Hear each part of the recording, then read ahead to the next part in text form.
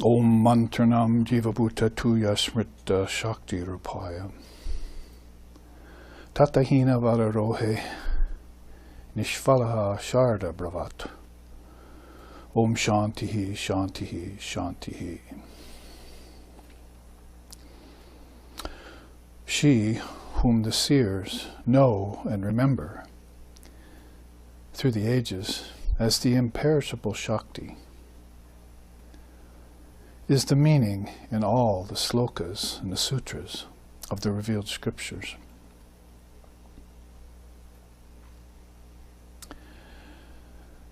Without her, O fair one, all the tattvas would be about as useful as clouds with no rain. She is the perfect I consciousness existing in all the multitude of words. And the secret of all the mantras, whose very being is the essence of non-duality. Om, peace, peace, peace.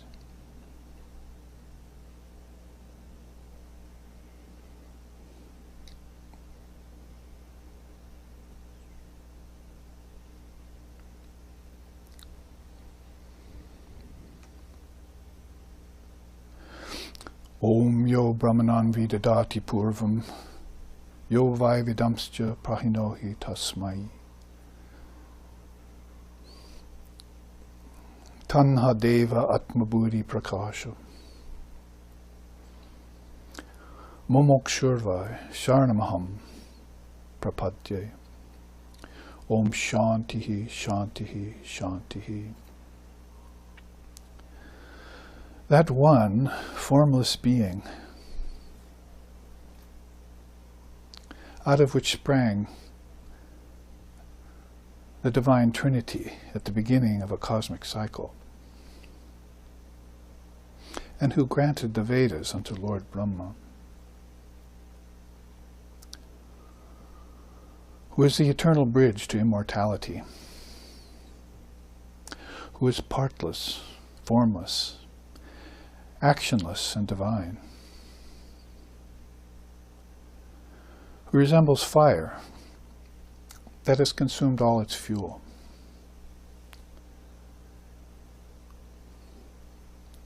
I go for refuge to that Supreme Being, whose light and intelligence turns the mind of mankind toward the Atman, the indivisible being in all things.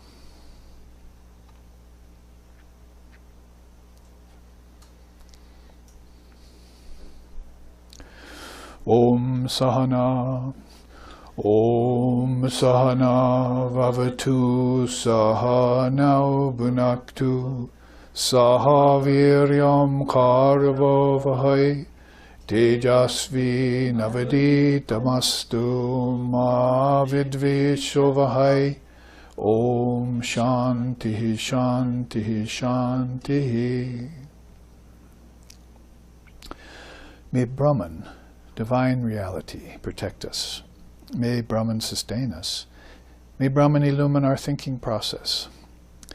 May we not find fault with each other, with the world, or with the teachings. And may what we study be a source of inspiration to us eternally. Om, peace, peace, peace. May peace be unto us. May peace be unto all. Om Hari Om.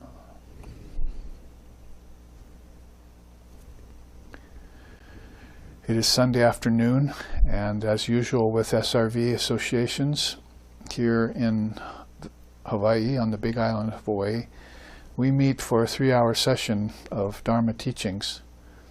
Dharma that really leads us towards even a higher principle called Atmagyan or Vigyan, because Dharma sometimes covers a gamut of wisdom teachings that could be as basic as the 4 fruits of life or the Eightfold Path and so forth, but it also goes deeper inward to have revelation of insights that can open up this Atmagyan to us, and in that way have perception of non-duality, which is of course a very rare thing for the people of this day and age. This is basically drawn from Indian Dharma, but even beings in India are not having these kinds of samadhis and experiences as much as in the past, because of the weights and limitations on the mind and the pervasive activities that they're engaged in. So that's why we like to meet and go deeper into these teachings of the Dharma. Maybe a good word might be swadharma. There's adharma, which is living in ignorance, and then there's dharma, which is becoming aware of the righteous teachings of these various Indian darshanas.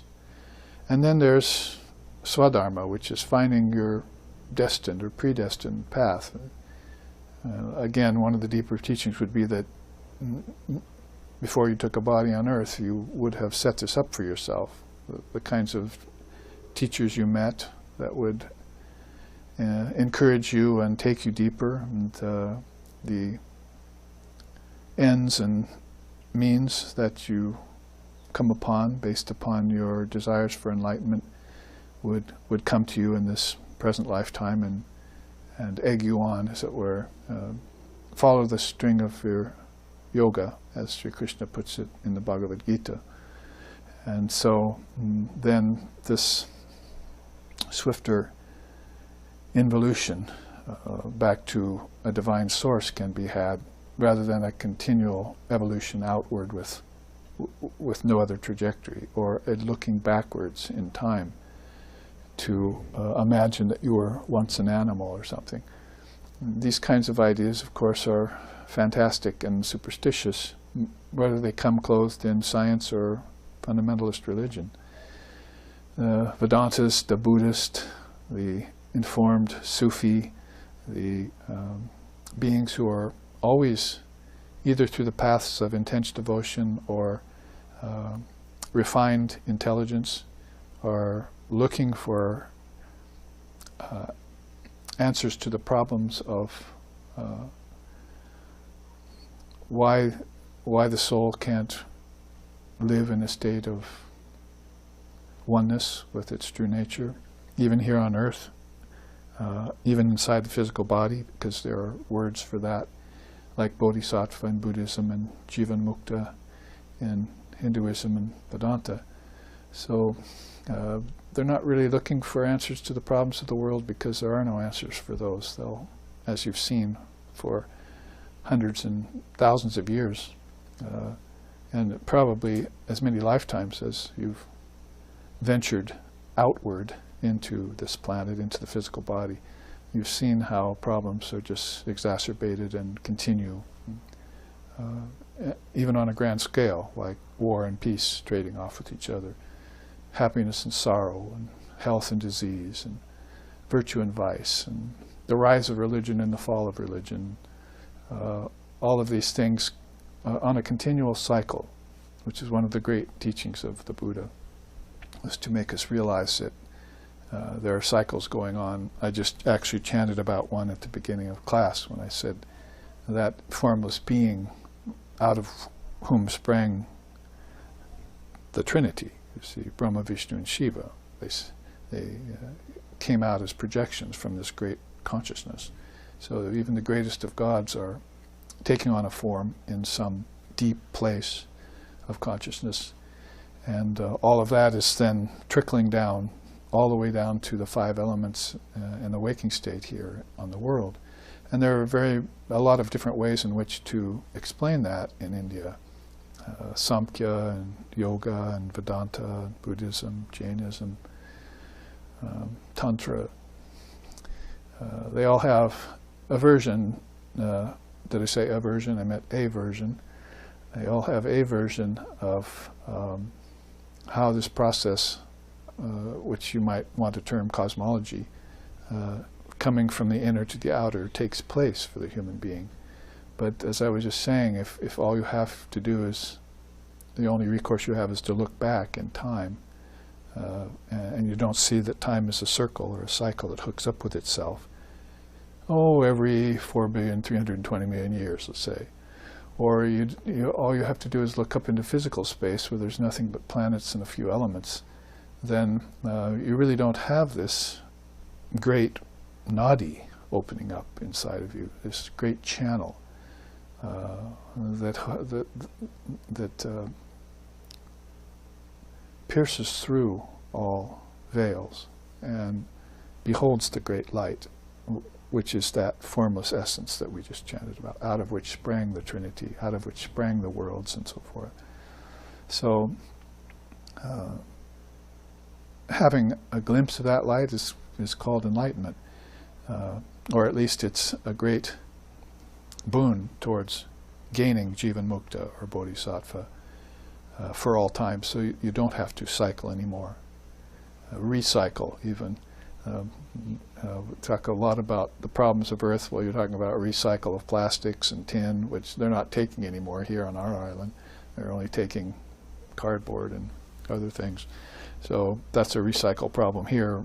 And the recycle problem here in the mind is, how many bodies do I have to take and give up? How much suffering do I have to go through? How many times do I have to experience the 6 transformations: birth, growth, disease, old age, decay, and death? And how many times do I have to take on parents and become a baby and grow and die and go to school? And all of these things are questions that arise in the mind that's seeking enlightenment and wanting to solve that puzzle for good. The puzzle of Maya, or samsara, if you will. 2 words that we have that you don't find in any other tradition or religion that India has, to explain what ails you, what puzzles you, what flummoxes the mind, and what throws you back again and again on your ancestors in a loop of rebirth. So all of these things are serious considerations for the inward moving aspirant who has given up fantastic ideas of coming out of Earth as some one-celled being, or going up somewhere to alien parents that came here thousands of years ago and spawned you. Fantastic things like that, the way people are thinking based on science fiction and the atomic particle, when the whole thing is really about the inner perfection that you are. That's why I just chanted about the Atman. I take refuge in that Supreme Brahman whose light turns the intelligence of mankind, hopefully it still has some, turns the intelligence of mankind to the Atman, the indivisible self, within all, within everything. So if you're looking at physical things, you'll find their essence as particles. The same really is true if you look at your Atman. You'll find that the essence of that is particles of intelligence, and they hold the worlds. And they hold the seeds for everything. And that's what we'll look at today in the 3rd mantra class, are called bijams. And you need to get initiated into a power word like that by an illumined soul, like I got from my teacher Swami Asheshanandaji Maharaj, may peace and bliss be upon him. And have that mantra transmitted to you with its power words called bijams, which really means a seed word. Use that inside and break open these blockages that are based in many lifetimes of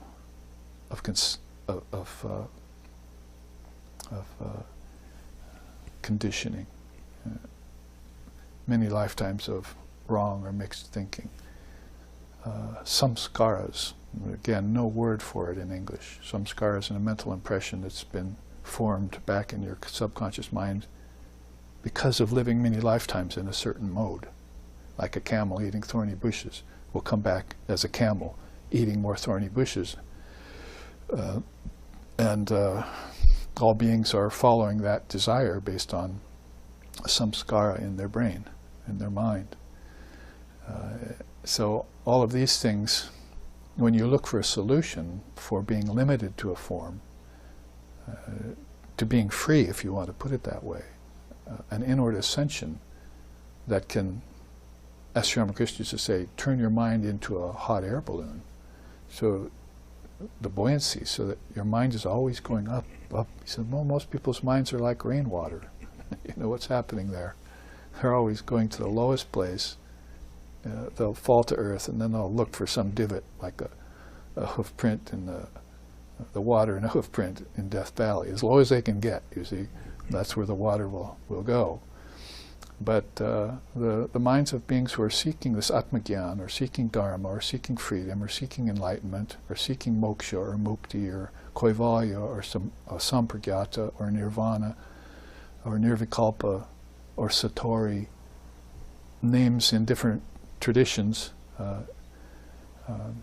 the beings who are seeking that, they want to make their mind buoyant. And so they'll focus their mind on this ultimate reality, which also has many names: Brahman, Allah, Almighty Father, Yahweh, Buddha nature, Tathagata Garbha. So, and if they can't reach that just with the buoyancy of their own mind, then they'll convince a deity to break through for them. See, you get to the Father through the Son kind of idea. Here, it's you get to the ultimate reality through the Divine Mother. So she has all the bijams, she has all the power words. You ask her for one, she gives you one, you use it because the barrier is inside your mind. And that barrier breaks down and you get free. So Holy Mother, or Sri Sharda Devi, my guru's guru, used to say that mantra is not the end-all and be-all, it's a practice, but it will lead you to the highest. It's the best purificatory tool. And we looked at that 2 weeks ago when we looked at the 14 facts of the mantra. If you remember Chaitanya dancing and that chart I showed, with his mind steeped in God realization because of the mantra of Krishna that he was, and Radha that he was chanting all the time. It's not only clear understanding that comes to you, but also bliss, ecstasy comes. Depending on your nature or depending on any given phase of your sadhana in any given lifetime that you've arrived here.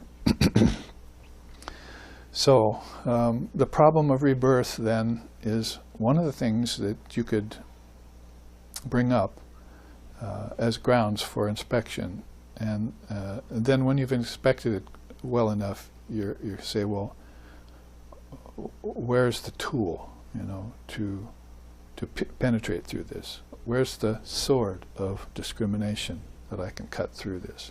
One of the charts I'll show you here in a minute.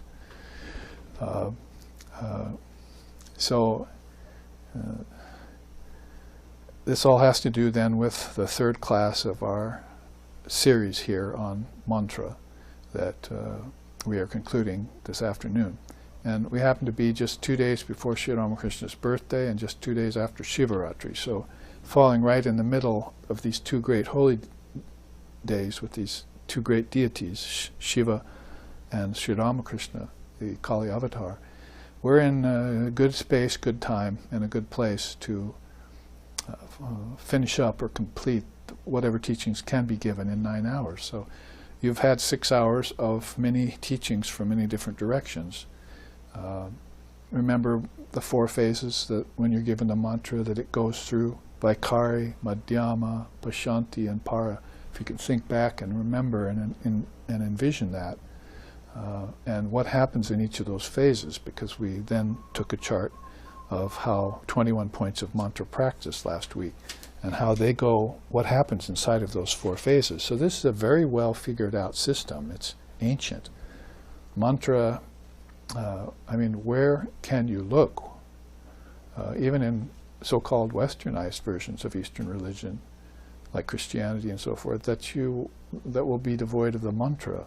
You're seeing people doing the rosary, you're seeing people chanting the 99 names of Allah, you're seeing beings in Tantra and in Veda and in Vedanta and in Yoga and in Buddhism all have this deep involvement with mantra, the power in words, which is why I started out saying she is the power in all the slokas and all the scriptures, all the sutras of all the world scriptures. That's how subtle she is. Hiding in plain sight, again, is that term that they use nowadays, and I think that's best used for Divine Mother. Yeah, I mean, you can walk into a room and you say, you know, where's my towel? I don't know where I put it. You find out that it was around your neck all the time while you went racing around the house. They use that metaphor for your Atman. Everyone's looking for the Atman, but it's in everything and everywhere, and they're trying to seek enlightenment by getting it, you see, but they already have it, as it were, around their shoulders like a lost towel, or on their finger like a lost ring. But I think the hiding in plain sight is best used in the sense of Divine Mother of the Universe hiding as pure intelligence, not intellect. As we don't want to mistake that. The great thinkers and genius and so forth, they have intellect, and their intellect is very capacious, and they're stuffing it full of things all the time. Unfortunately, we would say that a lot of what they're stuffing in there, you know, they're giving to the ego first. You see, the ego sitting inside the intellect saying, oh, thank you for more of this, because now I'm rich with everything I can call mine. And so I mean, and mine is ruining the knowledge that comes in. And that's why they think variously and backwards about things. Oh, look at the power in the atom. What can I use that for? And so they're off on a tangent that's going to cause karma and pain and suffering and war. So if, on the other hand, the ego were squelched or removed, if possible, or at least diminished, or what we like to call ripened, then all of the intelligence, all the intellect is being given all these higher teachings, then it makes itself ready to receive mother intelligence. And it can come to believe in something like the power in a word. That's what a bijam is. So I'm making the comparison here, not in terms of higher and lower, because it's obvious which should be higher or deeper, but between the atomic particle and the atmic particle. I have a chart that I've named that. I could easily bring it into the mantra topic, but we want to stay a little bit more to individuals' usage of the mantra that they got from an authentic source. Because we've already mentioned several times that you don't want to get it from somebody on the street or from a businessman or from a surfer on the beach or something. I've heard stories, you see. Or a hitchhiker got it once, you know.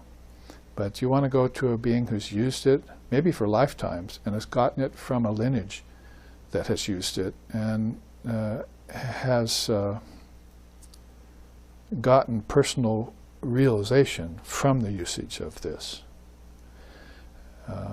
Recitation of the mantra we're talking about. Japa is the word we have in our tradition. And so that was one of the 21 facts and 14 facts about the mantras, that it works by repetition, you see. So maybe that is a good segue in, that is a segue out of my usual preamble, that I try and warm you up to the philosophy that we're entertaining here, and into some actual material, which I would say is not just information, but is falling in the category of Dharma, at least. It's not focusing. You might have realized, if you've watched these classes with SRV and myself for many decades, we've been giving them teachings. So we very seldom ever speak about morality and ethics. It's as if you come to the Indian darshanas, they figure you've already got that together.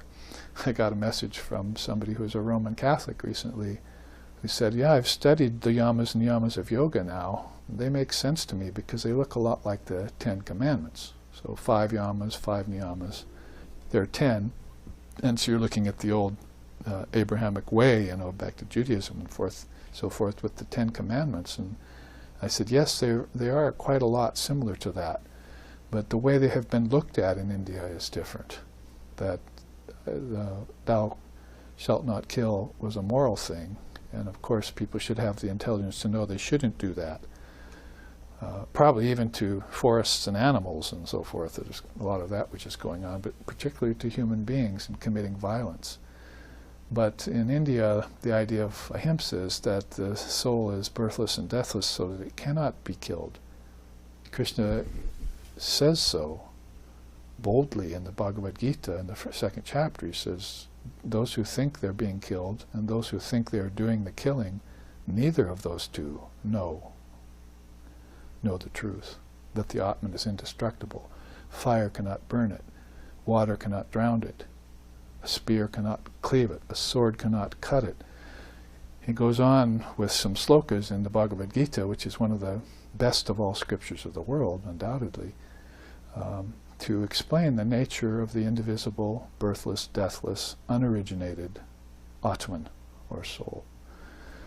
And if you've come into a body and an age with upbringing that's put certain conditionings that have covered up the truth of the indivisible self within you, and you haven't heard about it yet, you're looking for that one being or that one, with that one method that's going to liberate you from maybe lifetimes of tyranny. I'm quoting Vivekananda here now. Lifetime of tyranny of your ancestors and what they've put upon you and foisted upon you as really false belief, or let's say mixed belief, half-truths. They're more dangerous than outright untruth or lies, because most people can see those. But the mixed, where it gets you confused, that's where you have to sort through. So something as clear and definite as a powerful statement, much like I'm trying to express here, live streaming with people week after week on these different subjects, is what the sincere seeker is after in this lifetime. That's why they will gather around Guru, Dharma, and Sangha, the three, triple gem, they call those things. Guru, Dharma, and Sangha.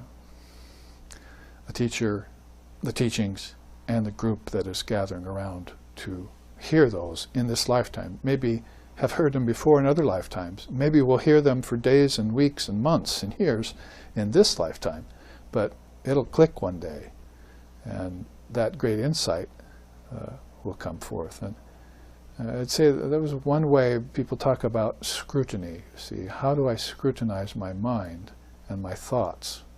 Should I just let them wander and float by like clouds on a sky and wait for the blue sky?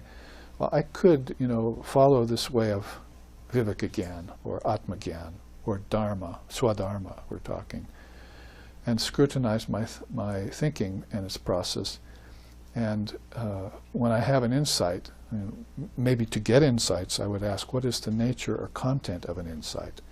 How is it different than a thought, an everyday thought? So you would have to be, well, we've said it before, like a Eskimo studying snow conditions. His life depends on it. Every day he'll notice the differences in the snow conditions. So every day in your meditation, then you have to notice how your mind thinks and changes after this Dharma has been put into it. How your ego, who was once trying to claim it, gives up and says, uh-oh, I guess I cannot own all of that. It belongs to someone else. And bingo, there you are with the insight of the Divine Mother of the Universe, whose power is infinite and whose wisdom is eternal. Sanatana Dharma, they call it. And how it all belongs to her. And this was the greatest insight of all of Sri Ramakrishna, when he was showing us how to get enlightenment in this day and age, in this there in the 1800s, showing us by surrendering himself to Divine Mother and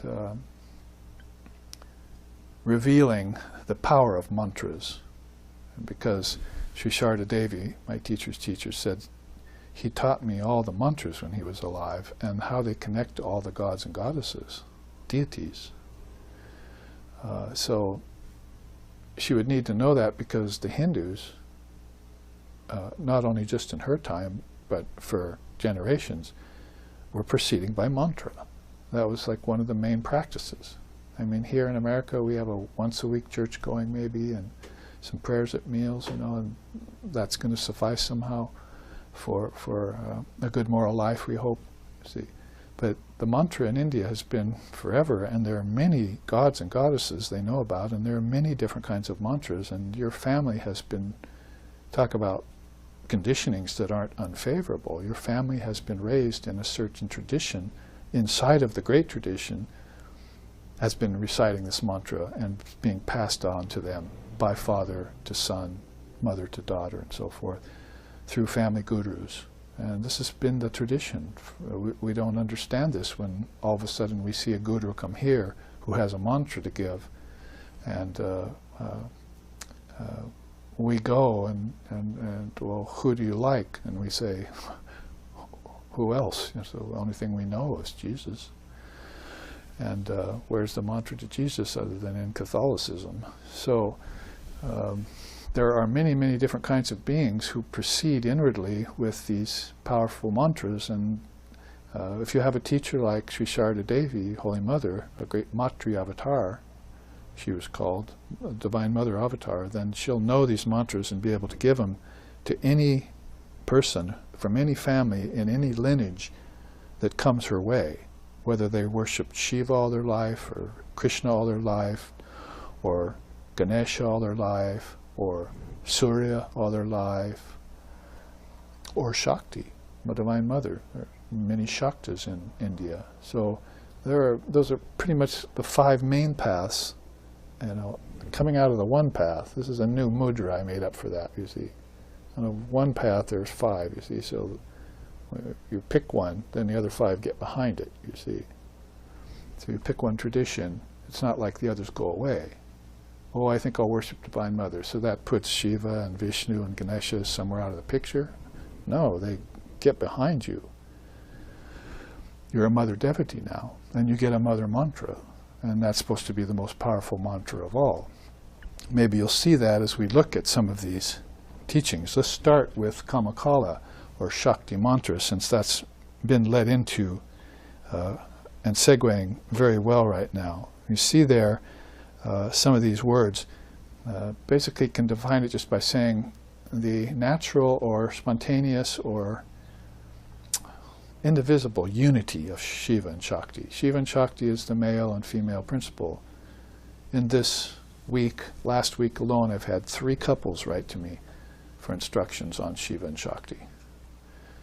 Because Shiva Ratri just happened. So people were writing and say, well, how do we worship Shiva? And I say, well, if you're a householder, then you worship the lingam, and you chanted hymns to Shiva, and you did various ritualistic practice at the temple for Shiva, and that's pretty much your calling as a householder. You'll do those, satisfy those rituals.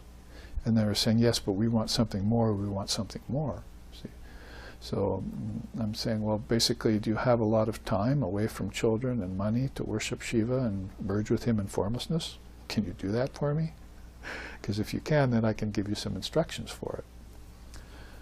No, this pretty much cannot promise that, you see.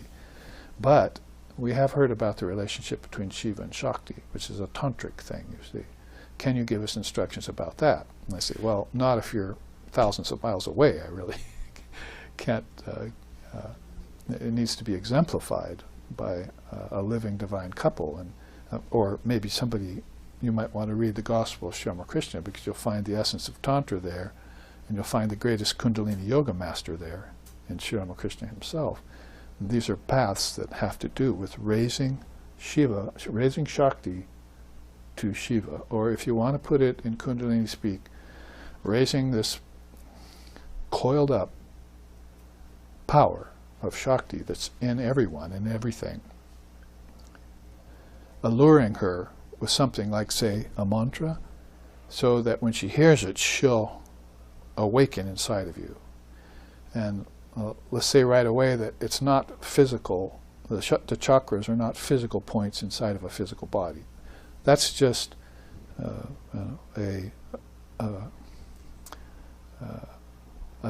template, you see, like something that represents what's really inside. The chakras are all inside of your consciousness. And so basically you're going to have to think about it differently, because if you've been raised to think that you're a physical body and there's nothing but physics and there's nothing but atomic particles, and you've evolved from an animal or come out of space from an alien or something, you're talking about just one world. That's the physical world. But these 7 chakras represent at least 6 other worlds inside of you that, well, how do we say it? Bhur-bhuva-svaha is how we say it. There are 3 of them that have to do with your ancestors and yourself. And then there are 4 others that starting with the, again, to use association, heart chakra, throat chakra, third eye chakra, and crown chakra. And this is this raising of Kundalini. You have to have some sort of template for it or some sort of idea of it, but not get led astray by the idea that somehow this is all in my physical being.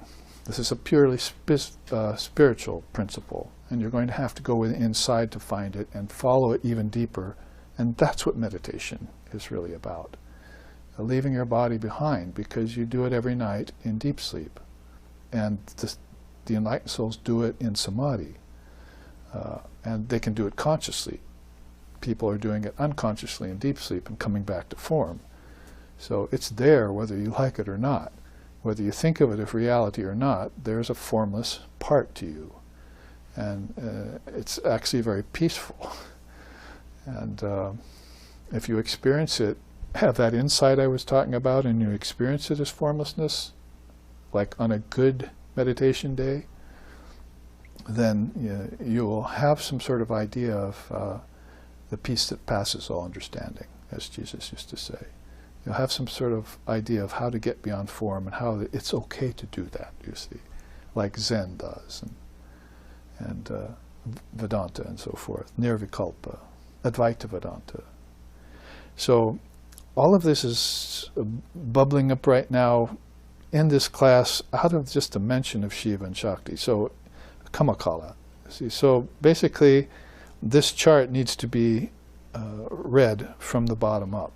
And it will take us into Tantra's way of explaining how important mantra is. I said that words like Om and Hrim and Aim, A-I-M, are courted by both Vedanta and Tantra, as if there were these 2 rivers that flowed in and out of each other from time out of mind. So these power words are inferred, and they will be there in the mantra. For instance, when I first went to my guru in this lifetime and told him I wanted to be initiated, and he gave me the mantra, he said, well, you must wait a year. I said, oh, shoots, I was kind of hoping to get it right away and start working, start practicing. But he was making Westerners wait a while, which later on I found out was a very wise thing, because mantras kind of were being taken and given up within weeks, and gurus were the same with the Westerners as they sort of menu tasted their way through surface spiritual life. And that was going on through the 60s, 70s, and 80s. Even with the appearance of Zen and then Tibetan Buddhism and Sufism, everything having its heyday, and people courting these practices so for a very short time. So on the other hand, then, if you went to a teacher and you said you have to wait a year, then I said, what do I do in a year? Should I keep reading and so forth, the scriptures and all that? He said, well, here, I'll give you a pre-initiation mantra, he said. You can work with this. So he gave me the mantra that didn't have the bijam in it, see? So it just had the divine name of the deity that I loved. So I was using this for a year. And when I went back and he saw that I was still there and Johnny on the spot, courting it and serious about it, and was not likely to give it up, then he initiated me with, it's called mantra diksha. I'll show you a chart on that pretty soon about the different kinds of diksha that we can look at. We have to move through this class so we can get to a few of these, but the story actually is about mantra diksha, and how when I got the mantra, then he added in the bijam. And that made a lot of difference in my practice, to have this power word. And I'll show you some of the power words too that are there in the tradition. It's like I said, this is a very well figured out, long-lived, ancient, really timeless path of mantra yoga. I've often said that it could almost be a fifth yoga if you're talking about jnanam, bhakti, karma, and raja. Basically, wisdom, devotion, action, and meditation, the four great yogas. Mantra yoga could almost step up and say, move aside, you four. Or it's like almost the four in one again, you see. That the mantra yoga is there in everything, power words. So if you start at the bottom of this chart, then you see that what's in a word? Everything. And people use words across the board all the time. Mundane human conversation. And it's going on all the time. Some of it is frivolous and pointless and, humorous, semi-serious, and gossipy. There are all sorts of avenues in which this first level can go. It says worldly talk and subjects. It associates basically with life in the gross world of nature. Gross world of matter, prakriti. In fact, the Agamas have a quote here we could put in here. As long as beings are not aware of Kamakala, that is Shiva and Shakti principle, they move only in the phenomenal universe under the spell of Maya. But the moment that the reality of the oneness of Shiva and Shakti is apprehended, all sense of duality disappears. It makes it sound quick and simple, but believe me, it's not in this day and age. But if you were to study the scriptures, it's called the Agamas, in the Tantras and the Agamas, then you'd hear a lot about Shiva and Shakti. And like when Sri Ramakrishna speaks about them in the Gospel of Sri Ramakrishna, he said they're like fire in its heat, water in its wetness. They cannot be separated. So you have to think of them from the get-go as being homogeneous or indivisible. And then they have their separate parts that you can examine. Now, worldly talk and subjects is not likely then to fetch them out of their hiding places inside the human being. A sign of intelligence, if they have an intelligent being, that would be a sign of somebody who's beginning already to intuit, as it were, the intelligence of the Shiva and Shakti inside, you see, and how they complement each other. If you step up one grade, then it's got low-grade mantras. Maya, the universe of principles, or the tattvas. So then all of a sudden, why is that better? Because the word Maya is kind of a watchword and a cautionary word, is because that there's such a thing as covering power. That form covers formlessness, and that space covers infinity. And all the concepts that you've been led to think are higher concepts in Western knowledge and in science are not actually that high at all. But people don't entertain them very much. They don't think about them very much. Astronomers might, and scientists and physicists and mathematicians, they might have a little bit of a concourse with these kinds of subjects. But India is saying that this still falls in the pale of aparavidya. Apara means not supreme, lower than. And there is something called paravidya, which is much, much deeper. So if you went up the scale here, if you were seeking, a sincere seeker, and you were interested in the power of words, you had a teacher in school, say, that inspired you. They say, oh, I look back at him and I'm so grateful for that particular priest in my church, or that particular teacher in my high school, or that particular... You're missing the point.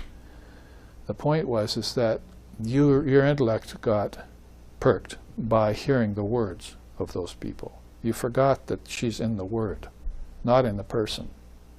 So you should have pursued the word. And if you did, you began to know that there were higher words to be heard, better words to be heard. Even beyond, as I was saying earlier, beyond ethics and morality. Those were words that you found that straightened up the crookedness in you if they were delivered properly. But they didn't give you enlightenment, and they never will. You're going to have to go to an intelligent particle, that's beyond conventional things. And the way that conventional religion has been interpreted for hundreds and thousands of years, not just in the West, but in India too. Vivekananda used to say for 2,000 years, India hasn't really known much about its own scriptures, and has been misled by the Brahmin priests to a great extent to fall away from this idea of non-duality. And, by the way, Shiva and Shakti and how they represent non-duality, the two who are one. Here you're not talking about 5 into 1 or 4 into 1 anymore. You're talking about the two who are one. So you're slimming the playing field down, you see, and you're concentrating, you're coming toward the truth of the power in everything. Just like a scientist finds it in atomic particles, you're going to find it in the mantras, in the great power words. That'll be evident when I show it to you. But there you see this dotted line called, then in parentheses there, the spell of Maya. And you see there just before it, underneath it, the Shakti mantra, Mahamaya, the universe of subtle principles. If you awaken to that, as I was just asking you to do in this explanation I was just giving of how people find more intelligent things to think about, better people to listen to, this is the tract of intelligence that you're moving along. And it's buddhi. They have a word for it that's Lord Buddha took his name after. That's how important it is. It's buddhi. It's, according to Swami Vivekananda, the first compound of consciousness. And consciousness is God in India. Make that a capital C, please. Or awareness with a capital A. That's Chaitanya is a good Sanskrit word for that. So this is the highest, best, deepest, formless, indivisible, eternal consciousness, which is your Atman. You might as well take those 4 or 5 words and just say, that's what my Atman consists of. And the tattvas do not consist of those, of that Atman. You see, they come out of it as evolutes. So that's why you'd want to give up worldly talk and subjects, low-grade mantras, and then once you found out about Mahamaya, or subtle principles, being where? Not back in time and not up in space, but back inside your own essential being. See, at least back inside your mind and not just in your brain. You see, then you found these deeper lokas or chakras or bardos or the kingdoms of heaven within you or the chambers in my Father's mansion. Then you found those, and now you spend your time under a tree somewhere, going in and looking at them. You see, delighting in them. And you have words for things that block your vision and that put up barriers in your path. They're called bijams, and what they open is nadis. See, so you've got, just like I can go out, get in the car and go up the street and go across the island and go to Kona and go swimming or whale watching. See, well, I can also sit here and open up, just like I would get in a car, take the vehicle of my own mind, made aware by mantra, and go out along an internal road to a far distant land and whale watch my own Atman, you see. I find all these things within me, the kingdoms of heaven within you, and I never moved an inch. My breathing stopped. My senses were turned off. I didn't think about anything else but that great adventure of consciousness within me. And I was totally delighted and satisfied by it. So you just penetrated through the spell of Maya. See, the way Tantra is putting it. If you find these inner principles, you have not found God yet, you have not found your essential self yet, you've not even found the gods and goddesses yet. You have found out that there are realms of awareness within you. See, kingdoms of heaven within you. It was put very well by Jesus. Now, there you see a very important thing, because if you penetrate through the spell of Maya, what you get is the birth of Viveka Gyan. And we've been saying in SRV for decades, and we've been noticing the lack of it in people, is that even if you're following the path of devotion and it doesn't go very deep, if you're following the path of meditation and your meditations aren't making you more aware, a better person and more conscious, or if you're following the path of action and it's just creating karma for you, then the one thing that you're missing is Viveka Gyan. That's the path of wisdom, the path of knowledge, and there's where Mother shines. She, at least in terms of the involving process of the soul returning to its source, you see, dropping off the body, dropping off the senses, grabbing a hold of your mind as a vehicle, like your car. You see, vahana it's called in Sanskrit. Now that's my vehicle, and that's going to drive me through these passageways and roadways into deeper levels of my consciousness, and so I can sit there and, like under a tree for days and days, whether it's 12 or 49, I can sit there and drive the vehicle of my mind into these inner realms. And what will they unfold next, you see? Just like driving across the countryside, and at the next corner, there's the ocean, or drive around the next corner, there's the mountain. Just like that, you're going in inner scenery, and hours, days can pass in that kind of a occupation, or a divine preoccupation. So the two things there is, first, you achieve an end to rounds of birth and death. It's much like the Tripura teaching, that once you surrender yourself to Divine Mother, and the mantra would be involved in that, then you extract yourself out of Bhur-Bhava and Swaha. You're not made captive in the three worlds anymore. So you're free of them. So 3 below, 3 above, 1 in the middle. What's the one in the middle? Your heart. The three lower realms, you've gotten out of the spell of Maya, so now you're arriving at the heart center in this beautiful inward drive you're taking with your own mind.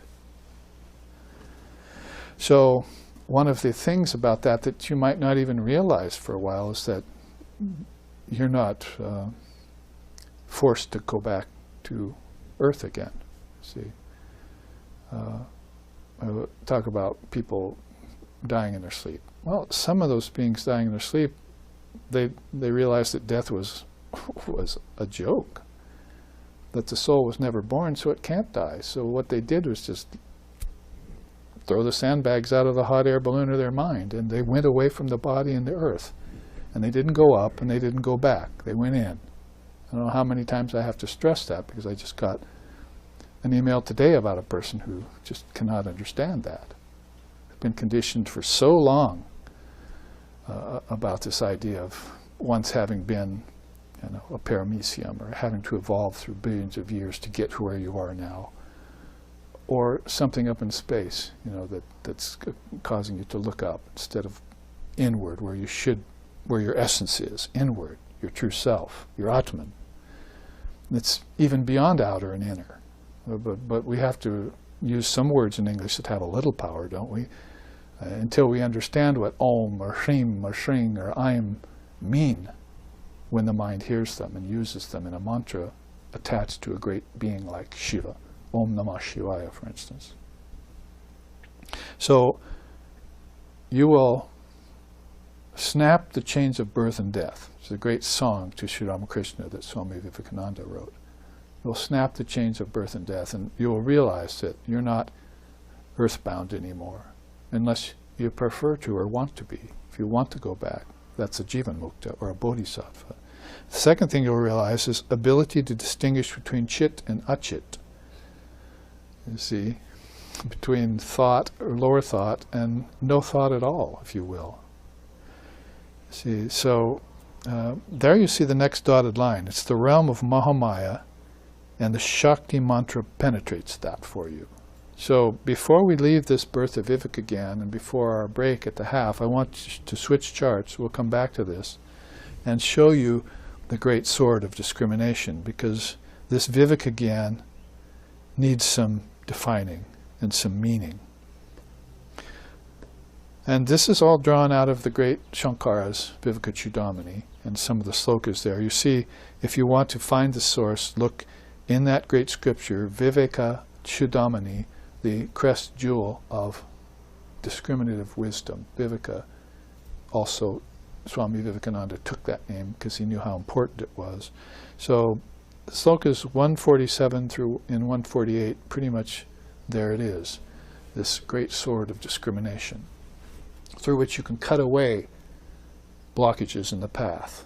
And so you can see that you're already cutting through the spell of Maya, and now you're beginning to penetrate into the realm of Mahamaya. It's as if you've been given this great weapon, and you can see here why the mantra is so important to it. Look at the very beginning here, the name of power, sanctity of the sword, grace of the Lord, his or her name of power. Gaudapada, who was Shankara's teacher's teacher, says, absolute consciousness, which Upanishadic sages call Brahman, by its very nature as grace, is free from the subtle anxiety that is always left by any separate experiencer. Which is always felt by any separate experiencer. So if you have this idea of separation between this and that, I and thou, God and man, spirit and nature, or people and other people, if you have that sense of essential separation from them, there's always an anxiety that accompanies you everywhere you go. Call it fear, call it doubt, or an admixture of them. But Gaudapada, the great master of non-duality in that age, says that that will go away. This state that you'll get free from that through this understanding of the Lord, his name. And you might as well then look at these three great power symbols there in the ancient Sanskrit. Om, Aim, and Hrim. They are right on the blade of the sword.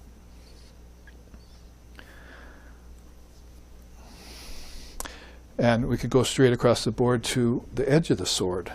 What does that do for you? It purifies the mind. So the mantra is best at purifying the mind.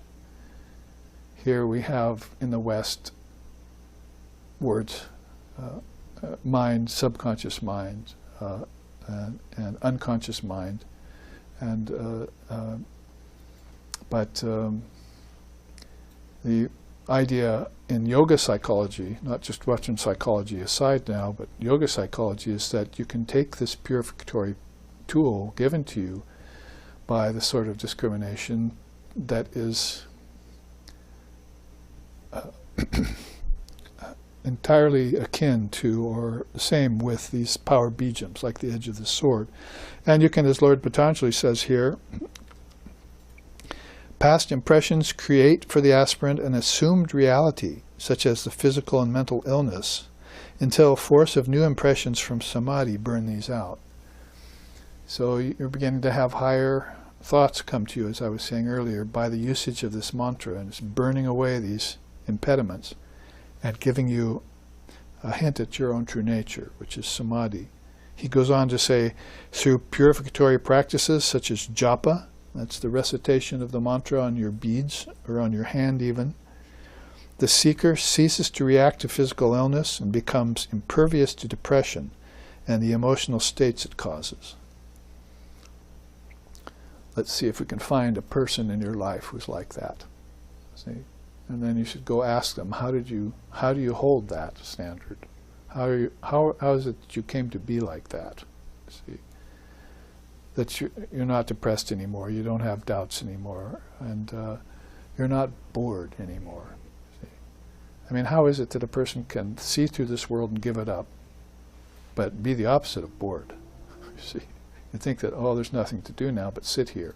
So are they just sitting under trees for 12 or 40 days because they have nothing else to do in boredom? Or have they opened up the kingdoms of heaven within and they're busy even before they leave the body in death, busy visiting them. What are their dreams like as compared to ours? And why are they having visions? And we're just vibrating at lower, talking about silly things, you see. Conventional things. Nothing higher occupies our conversations. Why is it that we're so dumbed down like that? And why don't we follow the great teachers like Shankar and Gaudapada here and just walk through the first doorway of yoga? It's called silence. If you're having a problem with lower grade mantras, try silence. And see what that does to your friends when they come up and try and use lower grade mantras on you, and you just shake your head and don't say anything back. Silence. I'm in Mauna. So in retreats, so we go into Mauna, you see. And we don't get up in the morning and say, good morning, it's time for coffee. You see, we get up and we sit in meditation at 5 a.m. in the morning. We started our silence after we did our worship the night before, you see, of Shiva and Shakti. And then we slept in silence, we got up in silence, we had our breakfast in silence after meditation in silence. The first words we heard were Om Sahana Bhavatu Sahana, were mantras from the great scriptures. And then our teacher expounding on the meanings of those. And that went on for 3 hours, just like it's going on here. And that made up at least 12 of your 24 hours of your day right away in silence, you see. So I'm just saying, there are solutions to these problems of lower grade mantras that become habitual until people are talking zeros. You know how Sri Ramakrishna put that? Zeros don't add up to anything at the end of your life. But if you were to put a 1 in front of that line of zeros, you'd have a huge number. So you need to find the meaning and put it before all of this and be faithful to that meaning. Don't betray that meaning. Hold that standard and keep it for a long time. Make it your yoga. And have an ideal maybe behind it, or a twin ideal like Shiva and Shakti. Well, let's look at some of the other things here. The hilt of the sword is the faith in the revealed scriptures, which is all about words. Talk about power words like Om, Aim, and Hrim. Those have something to do in silence in your meditation, working on your subconscious mind. But the revealed scriptures, as I chanted at the beginning of this class, are also very powerful to sit in front of your guru and listen to, you see, and hear them. So Lord Vashishta says, study of the scriptures without a teacher for mere intellectual knowledge alone will only lead to agyan, ignorance. So you can go and listen to an illumined soul day after day and never get the point, you see. It's like feeding pigeons corn and peas. You think it went to their, digested and went to their bellies, but it actually got stuck in their craw. So there are students who could be lectured by Jesus or Buddha and the teachings wouldn't go deep enough. They're not entertaining it deep enough. It just stays on the surface because they don't have that deep love and that deep faith and that inner longing, that ability to penetrate, the willingness to participate in the adventure of consciousness until enlightenment dawns on the mind. Some very powerful things missing there. Let's look at the rest of the sword here. The power of the sword is its third eye. That's called the Agya chakra. It's number 6 in the 7. So it's the deepest and almost bridging on non-duality. If you have your consciousness going to the third eye, then that will open. There's really only 2 channels leading to that and out of it. So all the nadis have disappeared, thousands of nadis, and your consciousness is going along this double trajectory. Might as well be Shiva and Shakti's own highways, you see. Then there you arrive at the third eye and everything disappears, all form disappears, and you have a deep inner experience of beautiful blue pearl or cylinder right in the middle of your forehead. Sometimes it would be there if you looked inside with eyes closed or you looked outside with eyes open. It didn't matter. It was still there. So rubbing your eyes isn't going to do any good, you see. because you've arrived to an inner eye. If thine eye be single eye. Buddha nature eye. Dharma eye, Lord Buddha called it. The white dove ascending, according to the ancient Christians. The Jnana Chakshu, according to Sri Krishna. The eye of wisdom. In many different religions they've got names for this center. So what is it there? It's the discriminative wisdom. It's the eye of non-dual wisdom. Sri Krishna says about it, to those who love me and are devoted to me, I give them the power of discrimination by which they can come to me.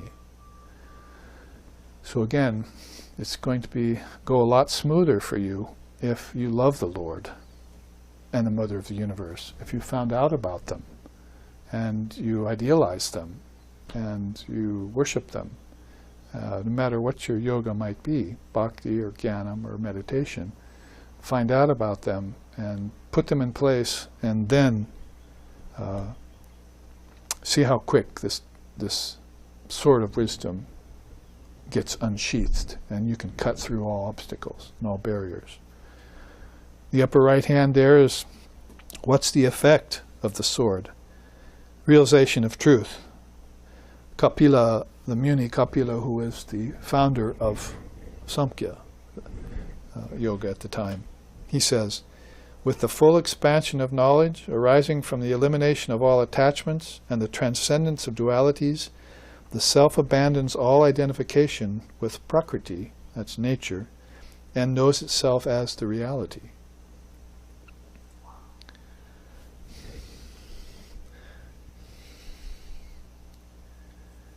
So that's how important it is to eliminate these attachments. And the sword of wisdom, the mantra, the bijams, will be the best way to do that.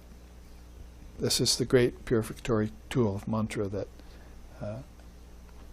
especially in a culture and a time when there's not a lot of time to give to something like studying the scriptures or entering into a lot of ritualism, the mantra is going to be perfect for that kind of being.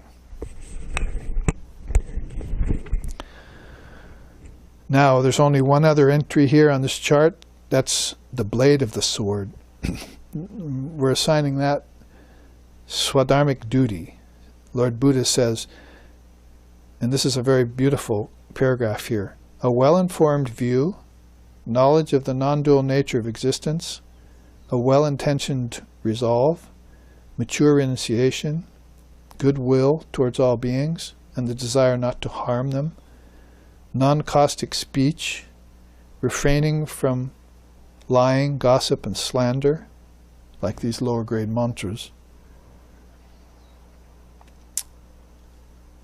wise conduct in conformity with morality, right livelihood, selfless but meticulous effort, support of dharma and avoidance of adharma, mindfulness and sensitivity in thought, word, and deed, a refined concentration. All this is called true dharma. So then I wonder, if there's any better definition of dharma in the entire world than what Lord Buddha puts forth there in the Four Noble Truths and the Eightfold Path. So that is the blade of the sword. That's your swadharmic duty, to heft this blade, develop muscles strong enough to hold it and wield it inside against all these impediments and obstacles that are trying to foist themselves on you, all the way down through these subdivisions we're looking at, through cosmic principles all the way down to the influence of Maya itself. So let's see, there is one more quote here in the box from Adi Shankaracharya himself, because this is his description of the sword in the Vivekachudamani. He says, from faith in the scriptures comes fidelity to one's own duty, and from performance of that duty comes purification of the heart and mind. There is only knowledge of the Supreme Self, and by that knowledge comes the destruction of the tree of samsara. So, sword of discrimination, see. I don't know, there might only be one way to really sing that in a way that's indicative of how it's meant.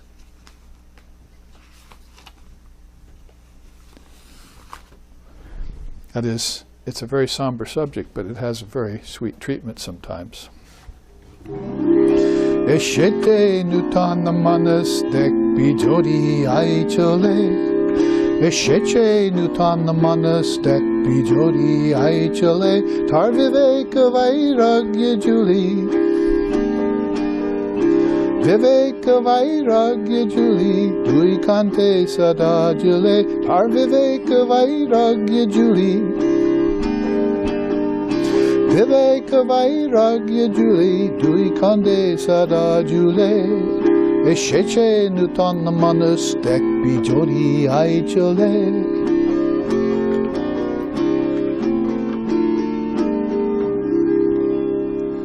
And the verses that come out of that beautiful bhajan written by Devendranath Mazumdar, one of Sri Ramakrishna's devotees. Is, a new man has come. If you want to see him, come with me. But when you see him, don't be surprised. He has nothing. He only has a shoulder bag. And inside, if you look, you'll only find discrimination and detachment. Asheche nutana manas. Asheche nutana. New man, new mind. The man with a new mind has come. And all he has is his possessions are discrimination and detachment. Viveka and vairagya. Tar viveka vairagya juli. Dui kande sada jule. A beautiful Bengali hymn. And, with some really wonderful verses too. Aqua wawa water pani sare kata tik chale. Wawa water pani. She Kali Che Krishna Nama Beda Akpule. She Kali She Krishna Nama Beda Akpule. She Kali She Krishna Nama Beda Akpule. Je Kali She Krishna Nama Beda Akpule. Esheche Nutana Manus Dek Bijori Ai Chole.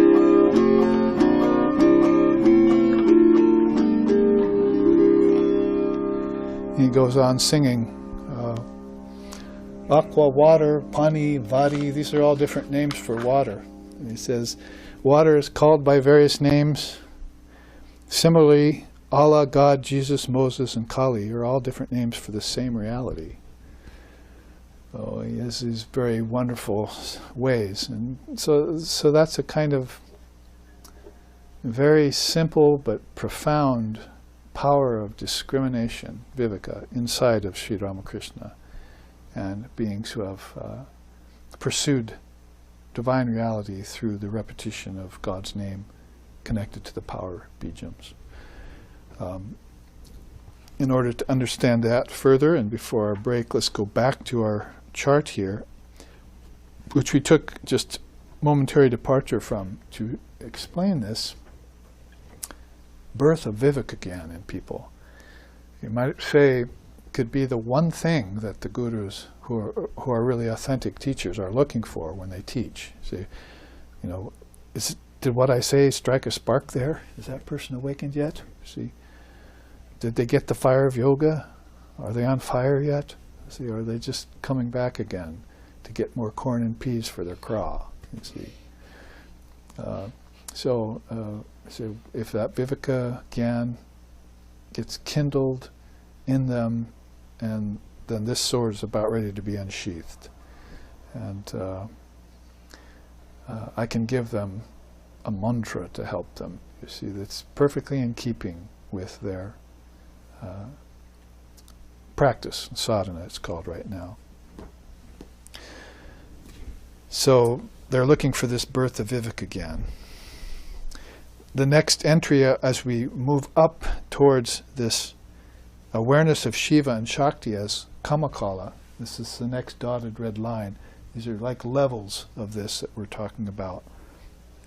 Teaching of Kamakala in Tantra, or the oneness of Shiva and Shakti, is what we're about here at this, and how the mantra and the bijams play into that. So, what happens there then next on the chart, it says realizes the pure sense of I. So we were just talking a few minutes ago about this ego that's taking knowledge in and putting its own stamp on it, trying to own it, possess it, and take credit for it. And that we saw that was entirely different in Sri Ramakrishna's case. He was always taking it from Mother, giving it back to Mother, and without any grasp on it himself at all. So there you see these two entries there. That being who reached that level would attain Deha Shuddha, and a pure body. So that's one of the things that happens. I think we mentioned it in last week's class, is that the authentic Guru gives you the mantra that they've used to gain realization through.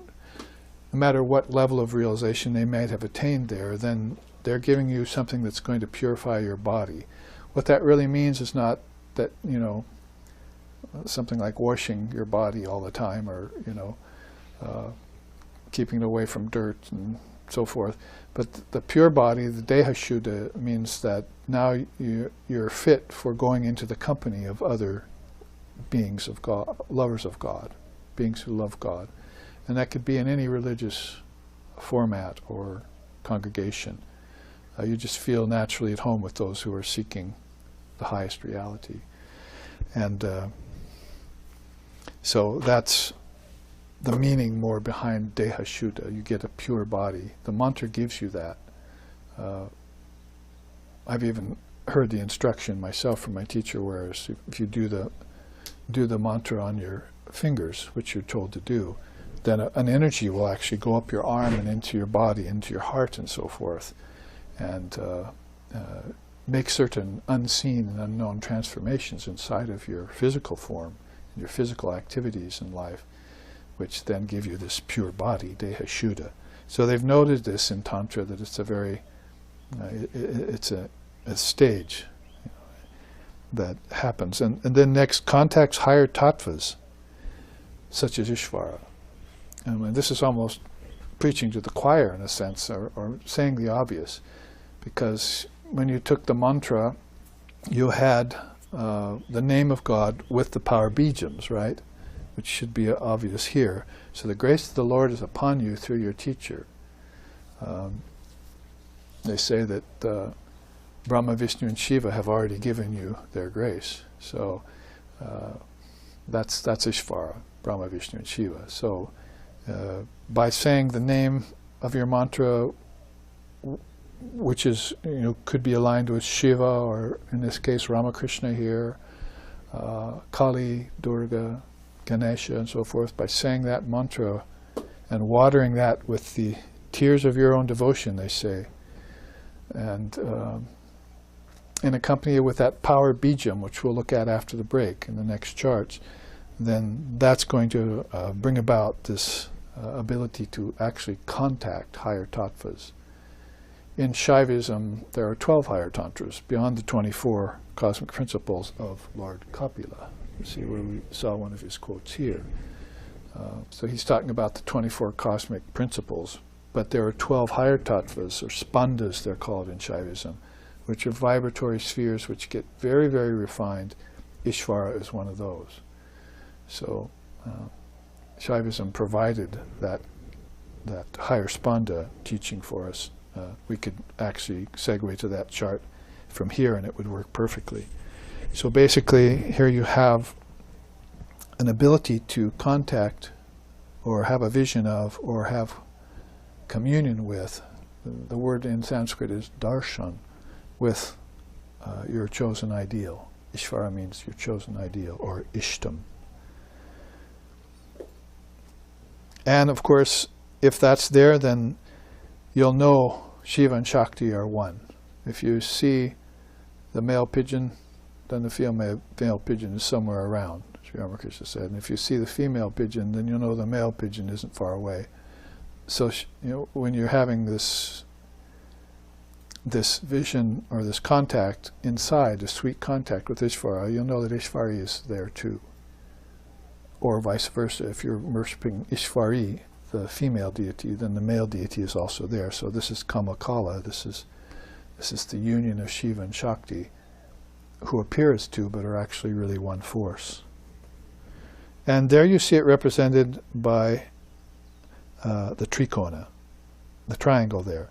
So basically, if you have awareness of Shiva and Shakti, you'll know that they have a desire to create on a cosmic level. They produce out of Prakriti, or the tattvas and nature. They express through vibration or sound, spanda, and they are represented by a dot, like this third eye that we just looked at this sort of discrimination chart, this jnana chakshu. That dot, or that bindu it's called, everything is contained back in there. So there's where you'll find all the power words, and actually all the seeds to everything. It's really very much like deep sleep, because you're still dreaming in a sense when you're at the heart chakra, and you're having higher and higher dreams at the throat chakra. But when you reach here, the dreams are being wiped away, and you're just having the peace of deep sleep. Only, of course, this is a more conscious, so you'll see all the seeds are there in deep sleep, or all the seeds are there in that bindu. The word is humming mostly, very profoundly in that bindu. Now this is a whole retreat long, or many retreats long, teaching from Tantra that students pursue when they get interested in Shiva and Shakti as their ideals. If you want to express it with a diagram, then you'll see here the trikona. That power bijam we just mentioned is here at one's part, and then across the bottom, the knowledge bindu is there at the other part, and at the top, the polarization of those, the bindu. So it's all bindu is a trikona.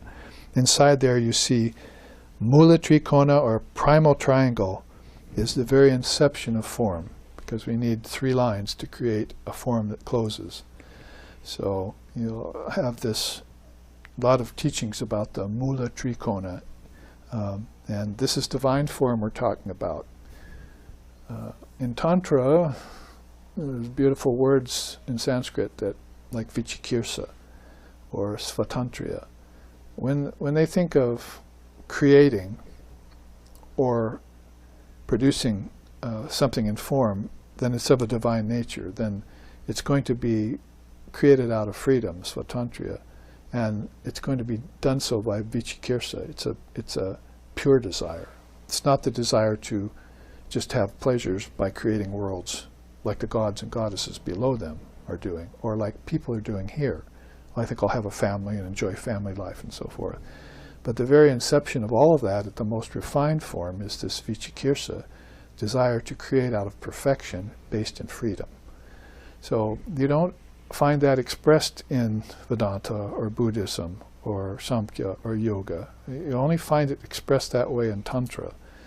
And so Tantra has this powerful idea of the deification of everything. Since everything has Shiva and Shakti in it, in different admixtures of it, and there's a polarization of it, and it has these 2 expressions in knowledge and in power. And basically, you're to understand that you should deify everything because of that. You can't overlook anything, like your food. You see. So other ideas came along where you should be, using your mantra over your food. I mean, because you didn't want to.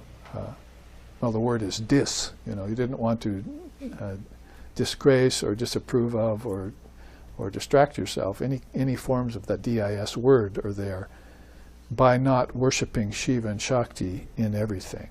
So this becomes a kind of mindfulness practice in Tantra that goes very deep into it all, and it's based in this understanding of what the bindu really is, trikona. There are other teachings there, but as we're running out of time in this first half, and I want to complete these 2 charts, at least in this half, then let's go to the very top and see that, like Vedanta, Advaita, and Buddhism and others, the idea of non-duality or samadhi or satori or nirvana is really at the essence of everything. So there you see the trikona pointing to Advaitic realization. That's Shiva and Shakti in union, They didn't bifurcate anymore and use the power of Bindu to produce worlds and everything. You're going into the deepest part of involution, spiritually speaking, when you see them in union. Pure existence combined with inner essence. Another way of putting it is non-dual awareness united with freedom. Because if you just had Shakti and she was somehow devoid of Shiva, that's freedom but without perfection. And if you just had Shiva but it was devoid of Shakti somehow, then the awareness is there but it's not in fullness. So I am is the way that both Vedanta and Tantra would put that. The I am has to contain both of these powerful elements of Shiva and Shakti. I am in fullness, ahamta, see, or purna. That's where this word purna comes through. Purnahamta. I am in fullness. So everything that seems scattered or seems empty or seems not complete, it doesn't have that feeling of satisfaction and contentment and peace in it. All of those things that are there at all levels of existence, whether you're looking at matter or you're looking at mind, those things are there because of the one-sidedness of the system. It's either only believing in dynamic power or it's only believing in formlessness. But in Tantra, the two are fused perfectly. And that's what gives everything innate contentment, satisfaction, unalloyed peace, undisturbed bliss. There you'll find that perfectly, where you have this divine couple understood and realized and worshipped in the fullest sense of the word. The word. So we were able to come to a rendering of this very actually complex teaching of Kamakala and put it together with the import of power bijams and mantras. We'll end the first half in that high elevated condition, and when we meet you for the second half, we'll come down to a level of how to use the bijams and the mantras on a more practicable level and be able to ourselves experience the innate homogeneity of Shiva and Shakti in our own meditations. So here, we will pause for our break.